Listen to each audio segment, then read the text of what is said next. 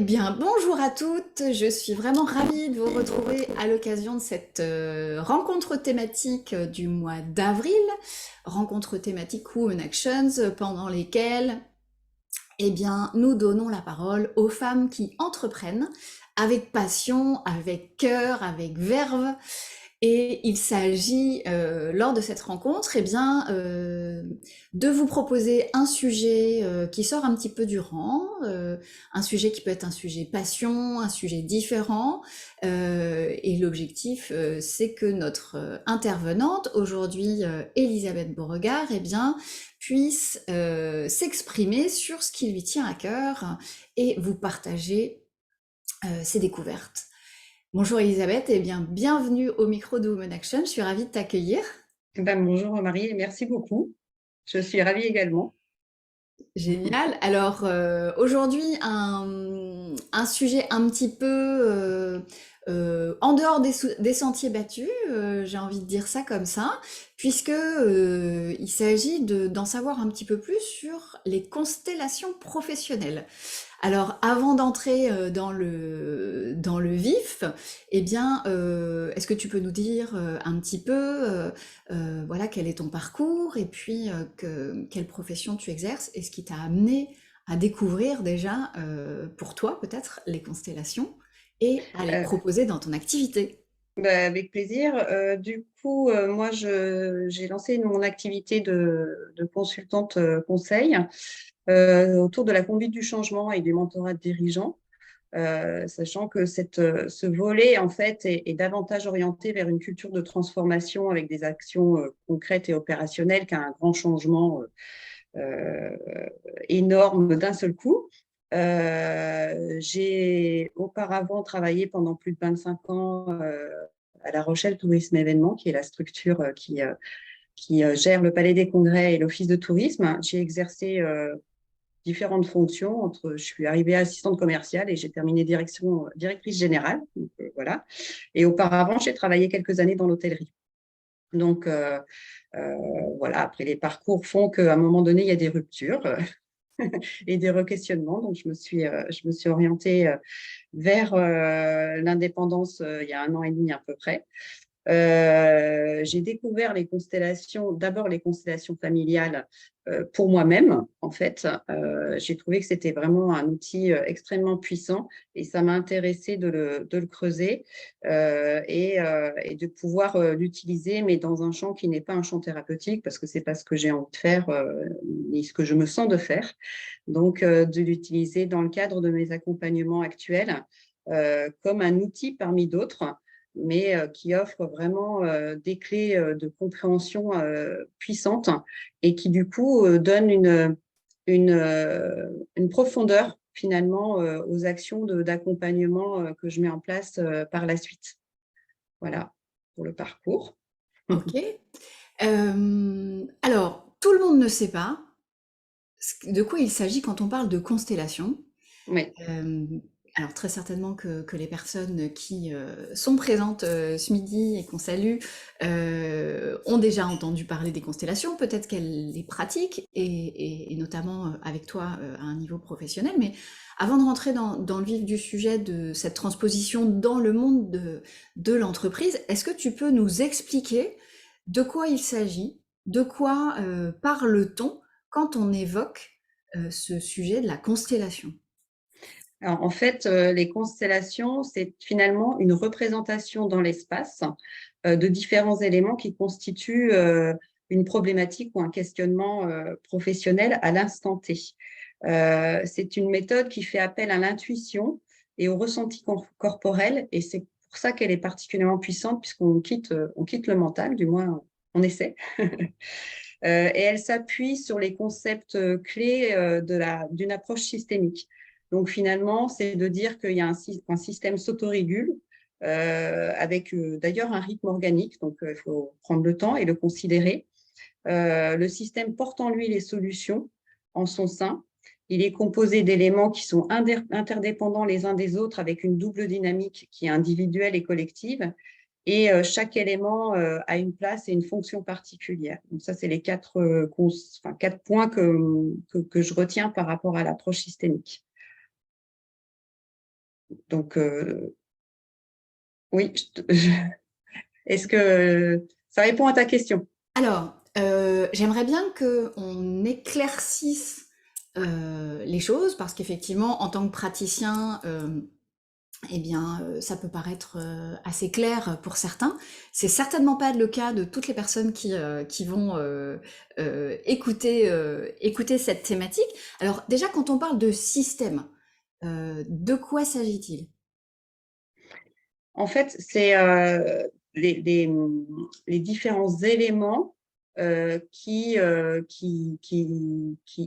font sens dans un questionnement. Par exemple, si j'ai un questionnement sur mon équipe, dans le cadre de mon organisation, dans le système, il va y avoir moi, déjà, c'est déjà pas mal, mon équipe ou telle et telle de l'équipe, il va y avoir peut-être mon produit, mes clients, mon marché, voilà, c'est tout ce qui vient finalement euh, interférer avec mon questionnement.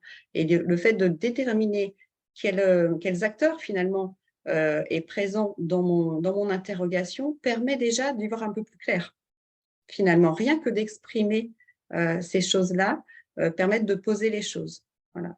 D'accord, donc en fait, tu parlais de représentation dans l'espace, Oui, donc ça veut dire que on met en présence, alors ça peut être de façon fictive, mais on vient nommer chaque partie prenante de la oui, problématique ou du questionnement. Donc tout à effectivement, fait. des personnes en chair et en os, mais c'est intéressant, ça peut aussi être un sujet en particulier. Ça peut être un sujet, un concept, un frein ou un levier d'ailleurs. Donc oui, c'est pas forcément une personne, ouais. Mm. D'accord. Est-ce que, juste pour qu'on terminer de poser ce cadre, est-ce que tu aurais un exemple d'une constellation professionnelle que tu as réalisée, qui met en présence justement qui mettait en présence ces différents éléments, que ce soit des personnes ou des sujets? Tout à fait. Alors, il y en a une, par exemple, où la personne avait un questionnement sur son développement.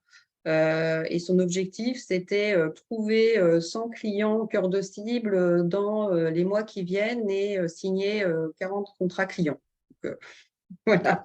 un objectif très clair, Alors, très l'objectif, bah, il est cartésien. commercial, donc forcément, objectif SMART, il a su me le donner tout de suite, c'était cool. Ok.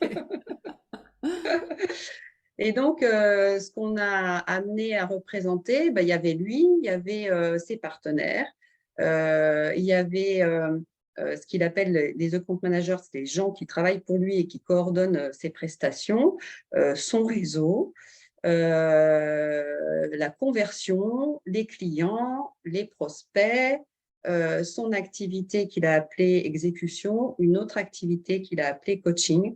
Et du coup, il a commencé en fait à poser. Alors là, on avait travaillé avec des figurines, donc sur un tapis, sur une table. Il a posé ces figurines dans une première intention, les unes par rapport aux autres. Et puis après, on a fait avancer les choses au fur et à mesure. Ok.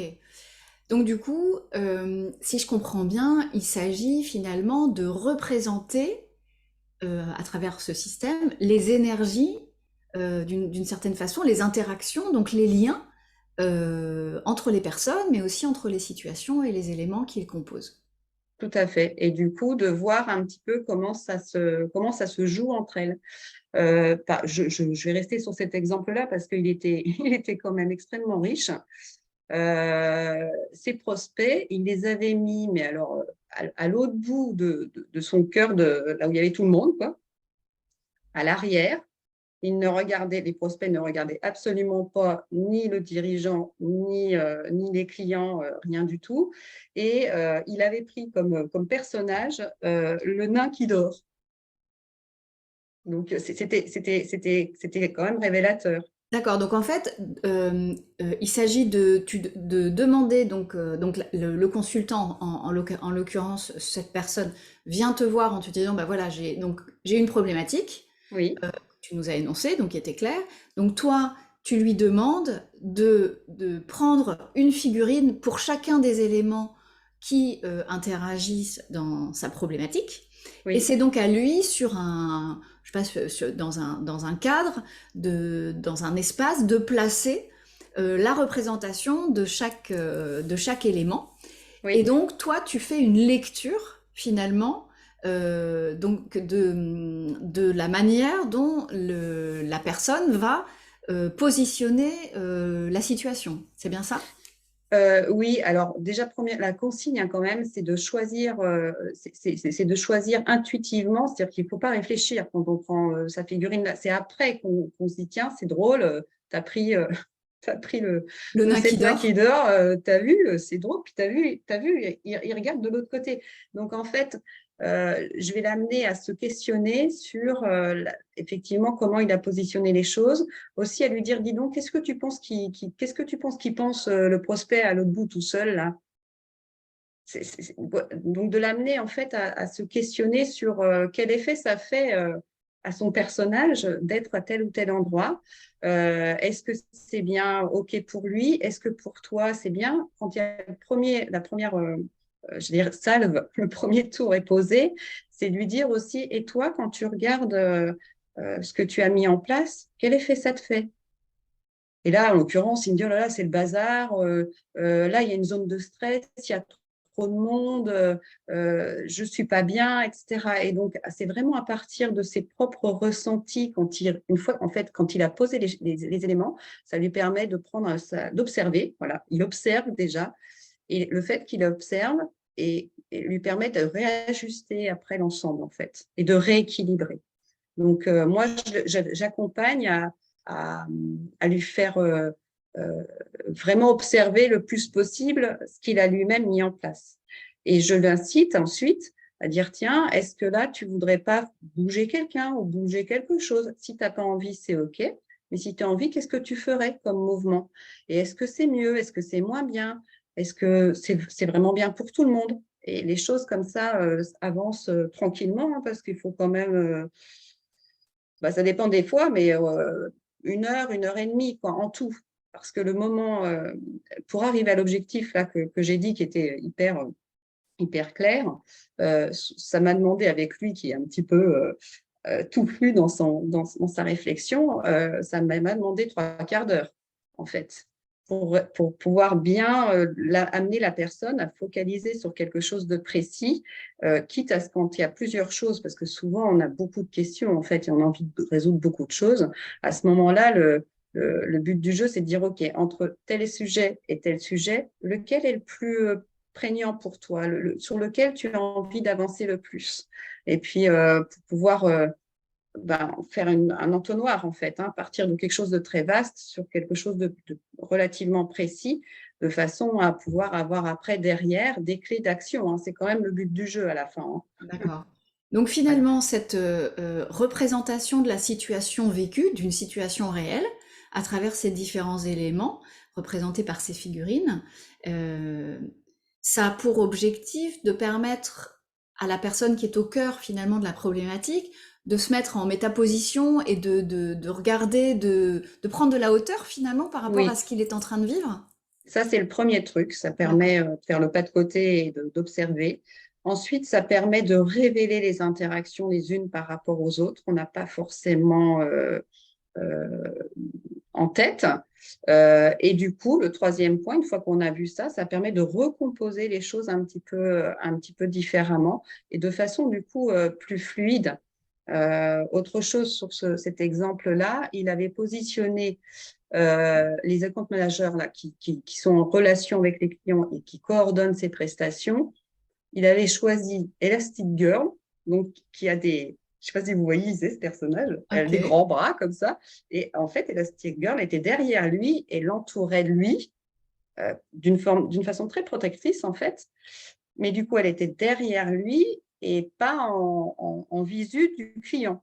Or, son rôle au compte manager, c'est vraiment d'être en relation avec le client. La première position, c'était ça. Et après, c'était un cercle où il y avait le dirigeant, la compte manager et le client en cercle, en fait. Donc, tout le monde se voyait, ce qui était quand même important, et de façon plus juste, finalement, par rapport au rôle de chacun.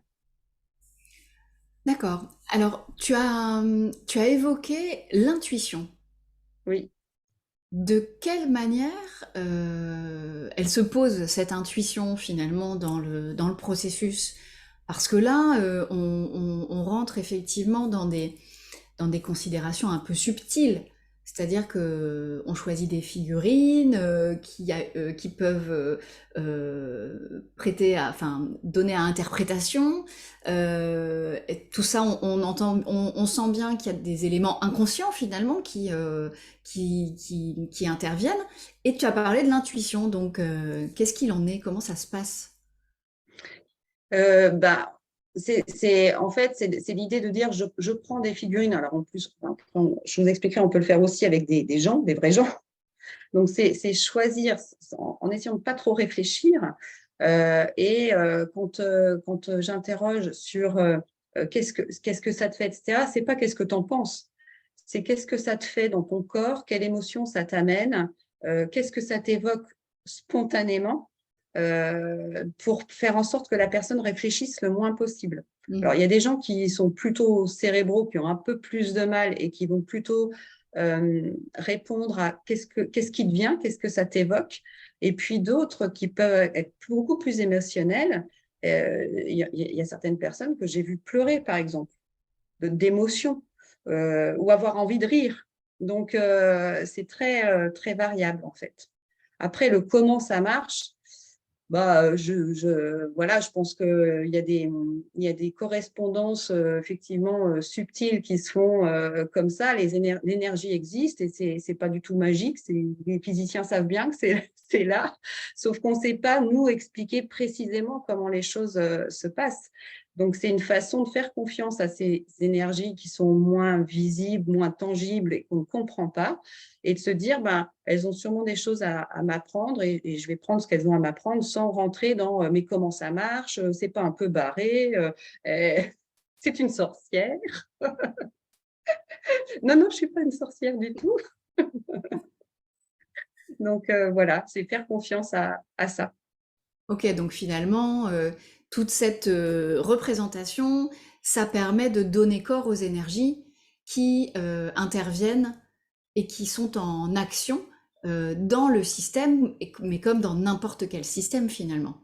Il y en a toujours, ouais. Et donc ça permet de les révéler et du coup, comment dire, elles éclairent des choses qu'on ne voit pas autrement. On ne voit pas avec nos filtres mentaux d'intellectuels, voilà, ou même nos propres filtres, j'allais dire presque culturels. Là, ça sort, c'est là, c'est pas réfléchi, et du coup, c'est beaucoup plus, pour moi, beaucoup plus juste. Ça fait pas toujours plaisir non plus. Certes, c'est souvent un peu le jeu, hein, Voilà, quand on va sur les terrains subtils, la réalité apparaît brute, brut de pomme. exactement, et ça Voilà. fait pas toujours plaisir, c'est sûr. Ça ne fait pas toujours mentalement plaisir. Euh, du coup, finalement, ce qui se passe, si je comprends bien, et tu me dis si je me trompe, hein, c'est que ça permet finalement à cette personne, si on garde ton exemple qui est très parlant, eh bien de laisser se parler d'une certaine façon sa part inconsciente, parce qu'en choisissant spontanément et donc inconsciemment, mais avec une motivation et enfin une énergie particulière en arrière-plan, tel ou tel personnage pour représenter telle ou telle situation ou personne, eh bien d'une certaine façon, ça en dit long sur sa posture et ce qu'il induit comme facilité ou comme blocage dans la situation. Oui, tout à fait. Mm. Et ça marche aussi parce que donc là, j'ai donné pour exemple une constellation avec des figurines, mais les constellations peuvent se faire d'autres façons, donc notamment avec des représentants, c'est-à-dire des vrais gens. D'accord. Et là, il aurait choisi, par exemple, il aurait choisi pour représenter la conversion, il aurait choisi Natacha pour ses clients, etc. Et il les aurait positionnés dans un espace, dans une salle en fait, hein, dans un périmètre physique.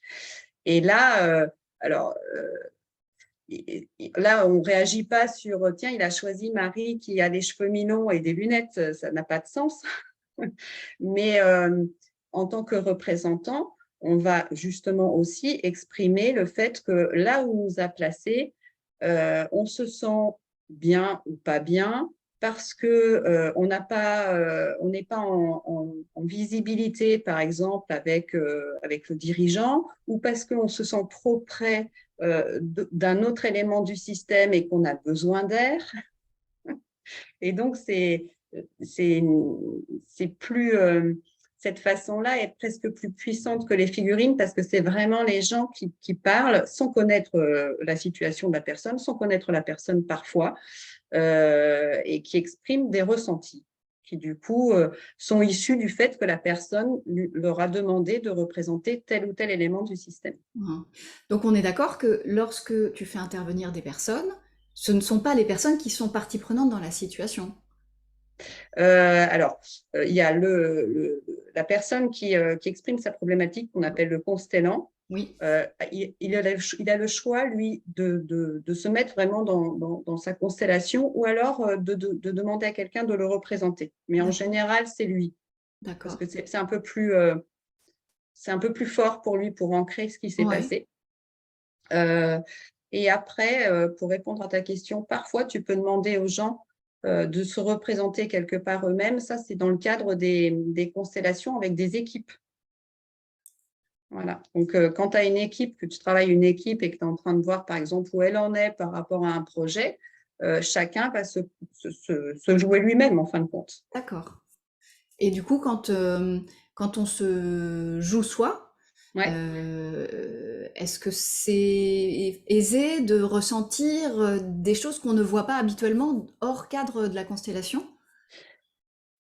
Eh ben, ça dépend des gens. Il y a des gens qui vont avoir un peu plus de mal, effectivement, à rentrer dans qu'est-ce que je ressens dans mon corps, qu'est-ce que je ressens comme émotion, etc. Donc, après, il y a toujours quelque chose il y a toujours quelque chose qui sort quand même. Et en plus, je disais tout à l'heure, c'est l'approche systémique, etc. Et c'est aussi, si jamais il y a une personne qui ressent rien du tout, etc., ça veut dire aussi quelque chose au sein du système. C'est aussi un enseignement et D'accord. c'est OK. Donc, en fait, il faut prendre les choses telles qu'elles sont. Par contre, ça veut dire que quand on fait ça dans une équipe, etc., évidemment, ce n'est pas le premier exercice qu'on va faire quand on intervient avec des équipes, parce que c'est quand même un peu déstabilisant. Ce n'est pas quelque chose qui est très commun, même si quand même ça commence à se développer, et tant mieux.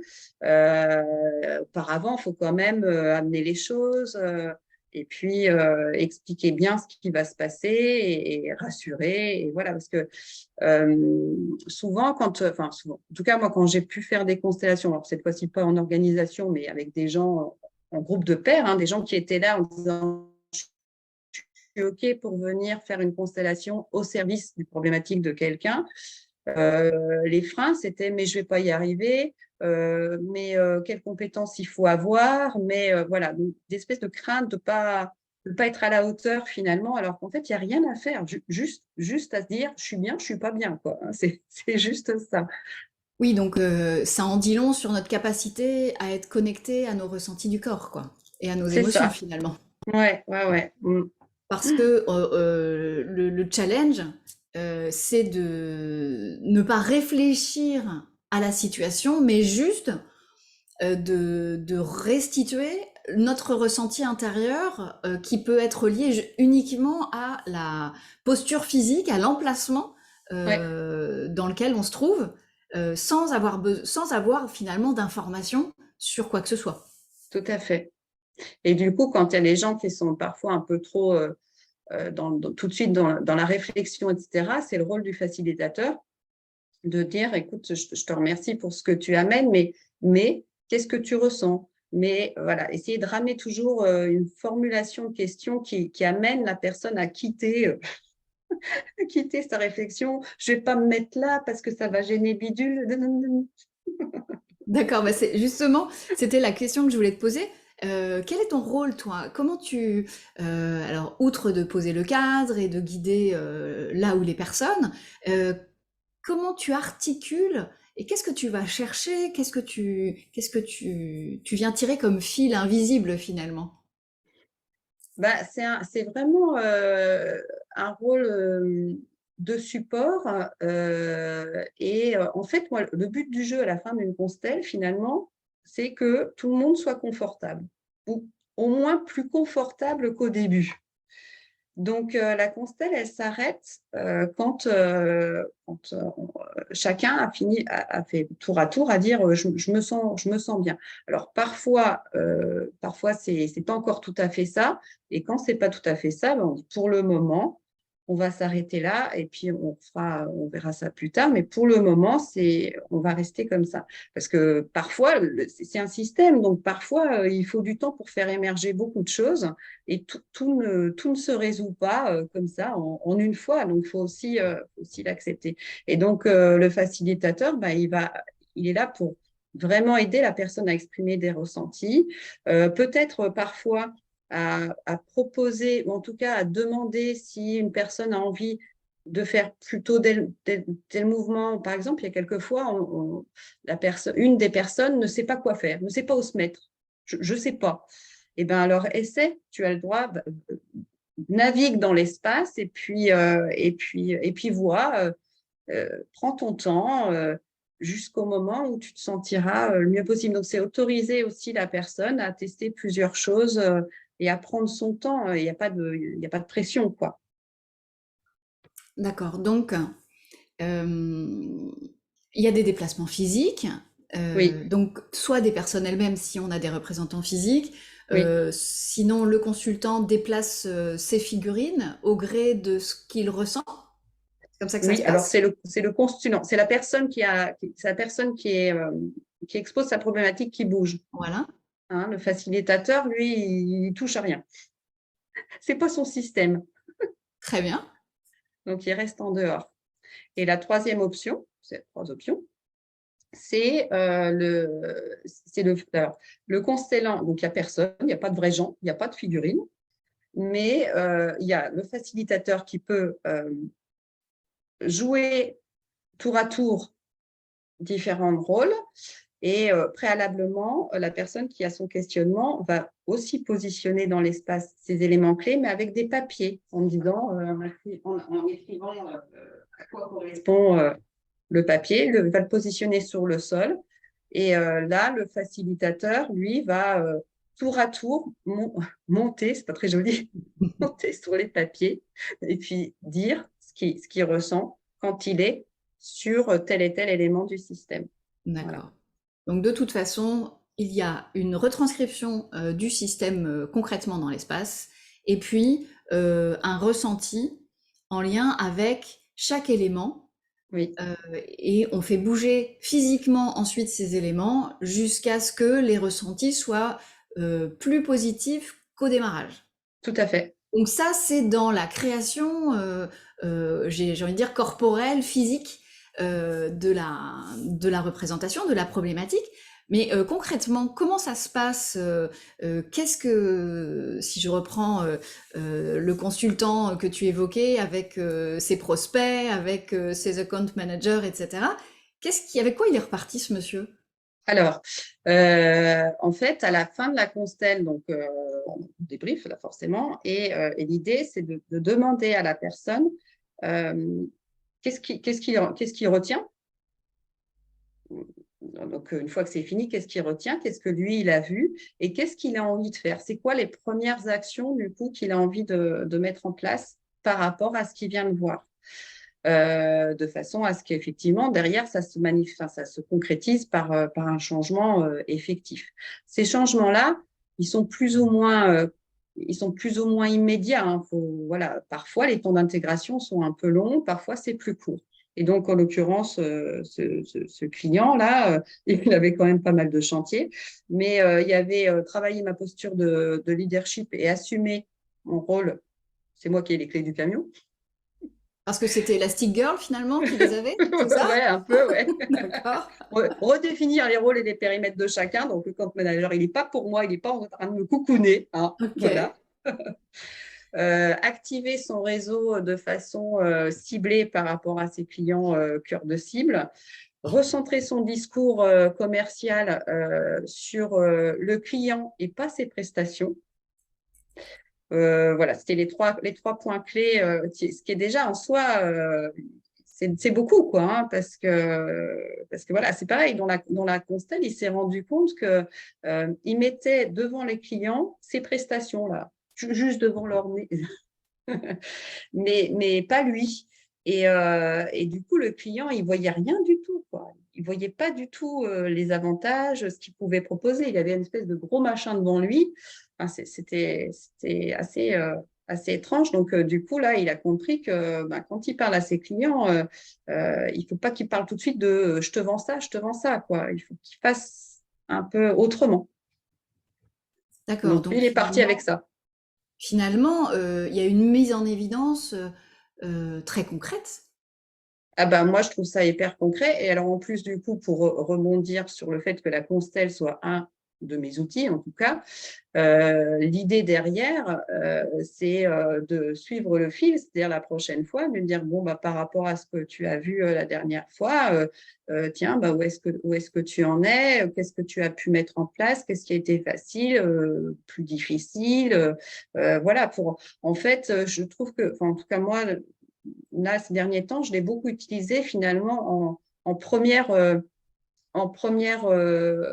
séance pour pouvoir avoir un fil conducteur sur les séances suivantes, en fait. Et puis après, ça peut être un point d'étape, un autre point d'étape. Tiens, on en est où? Allez, on va la refaire. Est-ce que ça a changé? J'espère que oui, parce que sinon, je vais avoir un peu de problème. Mais bon, en même temps, ça appartient bien à la personne de bouger elle-même, hein, bien d'accord. Oui, c'est ça, c'est que finalement, il y a une mise en énergie au service de l'action. C'est ça. Mm. Et la constellation, telle que tu nous l'as décrite, eh bien, les énergies n'étaient pas écoutées et les actions, et donc ça limitait finalement les actions. Ben, complètement. Il était un peu embrouillé, quoi, dans une espèce de Ouais, truc pas très clair. Mais au moins, c'est plus clair. ok. Voilà. Super. Ben écoute, en tout cas, vu d'ici, ça donne bien envie d'essayer, Ah ça c'est ben, sûr. c'est super. Bon, je ne vais pas vous dire le contraire, mais je trouve que c'est vraiment chouette. Et du coup, pour moi, j'en ai fait aussi. Tu vois, je disais, quelquefois, ça ne fait pas plaisir. Donc, je vais vous parler d'une que moi, j'ai faite qui ne m'a pas fait plaisir. Parce que c'était quand même un peu bizarre. J'avais mis, alors il y avait moi, très bien, j'étais dans un sens, et il y a mon activité et les clients. Alors, les clients, ça va, ils étaient en face. J'avais mis mon activité, et en fait, mon activité, c'est-à-dire que moi, je regardais dans cette direction, et l'activité, elle regardait dans l'autre. C'est quand même ballot. Ça ne m'a pas fait franchement plaisir, hein. Je me suis dit, bon, bah là, tu as encore un peu de boulot, il y a quelque chose qui n'est pas clair. Donc voilà, c'est juste pour illustrer que parfois, c'est pas toujours, toujours agréable, mais que ça fait avancer, quoi. Ça fait, Et alors, comment tu passes de cette métaphore à ok, je change quelque chose. Du coup, est-ce qu'il n'est pas indiscret de te demander ce que ça a bougé chez toi et ce que tu as mis en place? Et est-ce qu'aujourd'hui, tu sens que ton activité et toi, vous regardez dans la même direction? Alors, en fait, là, bon, c'était dans une constellation qui était beaucoup plus large que mon activité, donc on n'a pas travaillé que ça. Et on a changé un élément qui m'est personnel. Donc, voilà, on a éloigné en fait un élément. Et en éloignant pardon, cet élément-là, j'ai pu remettre le- l'activité dans un sens identique. Et du coup, concrètement, dans ma vie aujourd'hui, je m'éloigne de cet élément-là physiquement. C'est un proche dont je m'éloigne. Parce qu'en fait, il m'empêchait d'une certaine façon de me déployer. On va dire ça comme ça. Donc Ok. oui, ça a amené un changement un peu radical, je dois dire. Donc, plan d'action, finalement, la métaphore se transforme en élément très concret qui conduit à un plan d'action. Et tu sais que si tu veux faire évoluer cette perception, qui finalement est quand même dans une certaine mesure une réalité concrète, eh bien, il faut que tu mettes en pratique ce qui a été établi lors de la constellation. Voilà, moi j'ai du boulot, j'ai des boulots à faire et c'est ma responsabilité de le faire ou d'essayer, de tenter et puis de voir après comment ça s'articule. D'accord. Donc effectivement, oui, c'est presque fondamental de pouvoir, quelque temps après, refaire une constellation pour voir si le système a bougé Oui, et si oui, c'est intéressant effectivement, ça. en lien avec les actions ou les non-actions qui ont été posées, peut-être. Oui, oui, oui, ben oui, parce que bon, bah, parfois, c'est pas tout à fait ce qu'on avait prévu de faire, mais il y a d'autres choses qui se sont mises en place. Comme le système est vivant, de toute façon, ça bouge d'une façon ou d'une autre. Pas forcément dans la façon dont on avait identifié ou avec, voilà, mais de toute façon, c'est une photographie à l'instant T, hein, c'est ça aussi qu'il faut retenir. C'est jamais inscrit dans le marbre, heureusement, sinon on serait morts tous. Oui, tout est en mouvement et il faut que ça continue, c'est Voilà, il sûr. faut que ça continue. C'est ça qui est important. Bah écoute, merci beaucoup Elisabeth d'avoir pris le temps de tout nous décortiquer, et puis de bien poser ces éléments concernant la constellation professionnelle. C'est étonnant, c'est enthousiasmant, c'est différent aussi, hein, c'est vraiment un élément voilà, qui permet eh bien, de considérer une situation sous un angle assez inhabituel, mais finalement avec un impact certain. Donc on peut que inviter les personnes eh bien, à les tester et à faire clairement l'expérience pour avoir des résultats concrets concernant leur propre activité. Alors, est-ce qu'il faut forcément qu'il y ait blocage, d'ailleurs? Est-ce que c'est... Non, parce que quand on dit questionnement, c'est pas forcément un blocage en fait, Ok. hein. C'est c'est pas forcément un truc hyper lourd, et tant mieux. Moins c'est lourd, plus c'est facile à bouger en fait, hein. Ça peut être Donc, avoir la possibilité de valider avant de prendre une décision? oui, oui, oui, c'est ça. Et tu vois, enfin, du coup, pendant que tu parlais, je me disais, bah oui, dans quoi c'est pas lourd ou voilà. Ça peut être tout simplement, bah tiens, euh, j'en ai fait une il n'y a pas longtemps où la personne voulait, enfin, va mettre en place une nouvelle feuille de route avec ses équipes. Et donc, elle doit le faire.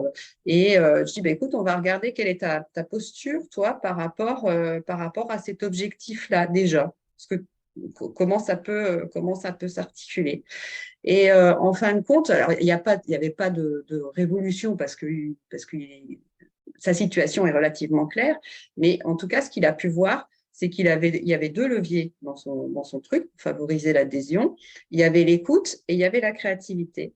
Et en fait, alors l'écoute était bien de son côté, voilà, et la créativité, en fait, il l'avait au départ positionnée chez lui, on va dire ça comme ça, et il a compris qu'il valait mieux la laisser, qu'elle était mieux.